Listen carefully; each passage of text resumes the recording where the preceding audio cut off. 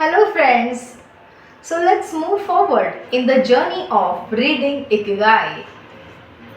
Let's start lesson number 1. Ikigai, the art of staying young while growing old. What's your reason for being?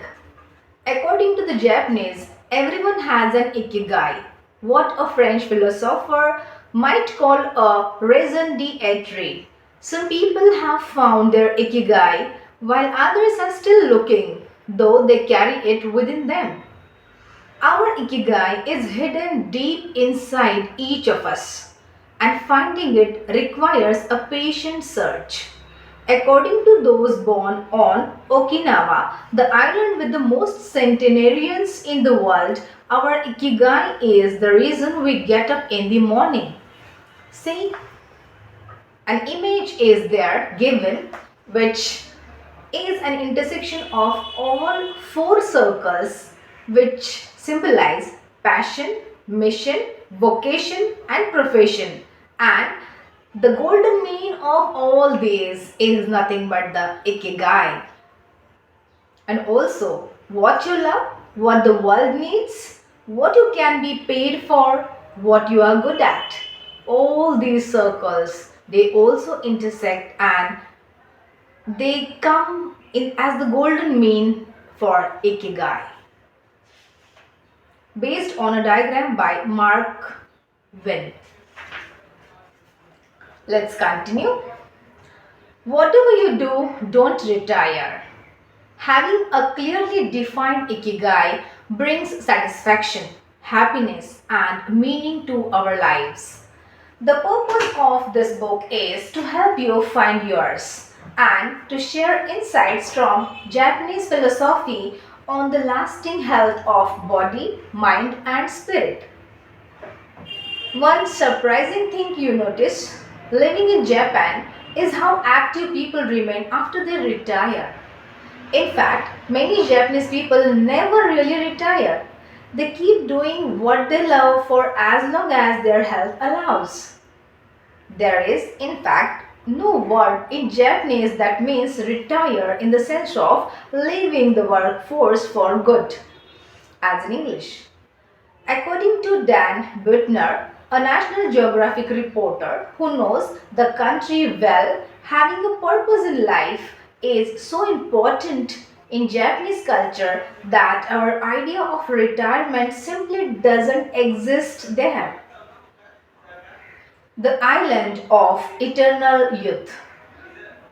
Certain longevity studies suggest that a strong sense of community and a clearly defined ikigai are just as important as the famously healthful Japanese diet, perhaps even more so. Recent medical studies of centenarians from Okinawa and other so called blue zones, the geographic regions where people live longest, provide a number of interesting facts about these extraordinary human beings. Not only do they live much longer than the rest of the world's population, they also suffer from fewer chronic illnesses such as cancer and heart disease. Inflammatory disorders are also less common. Many of these centenarians enjoy enviable levels of vitality and health that would be unthinkable for people of advanced age elsewhere. Their blood tests reveal fewer free radicals, which are responsible for cellular aging, as a result of drinking tea and eating until their stomachs are only 80% full. Women experience more moderate symptoms during menopause, and both men and women maintain higher levels of sexual hormones until much later in life. The rate of dementia is well below the global average. Though we will consider each of these findings over the course of the book, research clearly indicates that the Okinawa's focus on Ikigai gives a sense of purpose to each and every day and plays an important role in their health and longevity. The 5 blue zones. Okinawa holds first place among the world's blue zones. In Okinawa, women in particular live longer and have fewer diseases than anywhere else in the world. The five regions identified and analyzed by Dan Buettner in his book The Blue Zones are: number 1, Okinawa, Japan, especially the northern part of the island. The locals eat a diet rich in vegetables and tofu, typically served on small plates. In addition to their philosophy of Ikigai, the Moai, a close knit group of friends, plays an important role in their longevity. Number 2, Sardinia, Italy, specifically the provinces of Nuoro and Oglastra. Locals on this island consume plenty of vegetables and 1 or 2 glasses of wine per day. As in Okinawa, the cohesive nature of this community is another factor directly related to longevity. Number 3, Loma Linda, California. Researchers studied a group of Seventh day Adventists who are among the longest living people in the United States. Number 4, the Nicoya Peninsula, Costa Rica. Locals remain remarkably active after 90. Many of the region's older residents have no problem getting up at 5:30 in the morning to work in the fields. Number 5, Ikaria, Greece. One of every 3 inhabitants of this island near the coast of Turkey is over 90 years old compared to less than 1% of the population of United States. A fact that has earned it the nickname the Island of Long Life. The local secret seems to be a lifestyle that dates back to 500 BC. In the following chapters, we will examine several factors that seem to be the keys to longevity and are found across the blue zones, paying special attention to Okinawa and its so-called village of longevity. First, however, it is worth pointing out that 3 of these regions are islands where resources can be scarce and communities have to help one another. For many, helping others might be an ikigai strong enough to keep them alive. According to scientists who have studied the 5 blue zones, the keys to longevity are diet, exercise, finding a purpose in life, that's an ikigai, and forming strong social ties, that is, having a broad circle of friends and long family relations. Members of these communities manage their time well in order to reduce stress, consume little meat or processed foods, and drink alcohol in moderation. They don't do strenuous exercise, but they do move every day, taking walks and working in their vegetable gardens. People in the blue zones would rather walk than drive. Gardening, which involves daily low intensity movement, is a practice almost all of them have in common. The 80% secret. One of the most common sayings in Japan is hara hachibu, which is repeated before or after eating and means something like fill your belly to 80%. Ancient wisdom advises against eating until we are full.